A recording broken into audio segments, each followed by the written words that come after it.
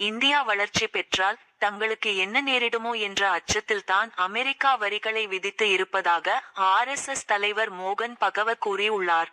நாக்பூரில் பிரம்மகுமாரிகள் நிகழ்வு ஒன்றில் கலந்து கொண்ட அவர் பேசியதாவது: இந்த உலகில் இந்தியா வலுவாக வளர்ச்சி அடைந்தால் என்ன நேரிடும் என்று மக்கள் அஞ்சுகிறார்கள்.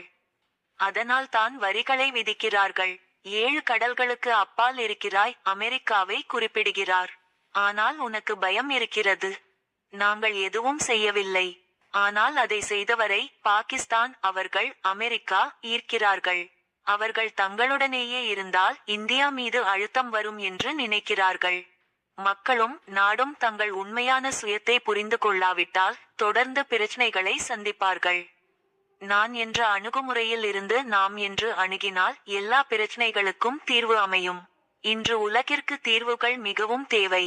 இந்தியா ஒரு சிறந்த நாடாக இருந்தாலும் இந்தியர்களும் சிறந்தவர்களாக இருக்க பாடுபட வேண்டும்.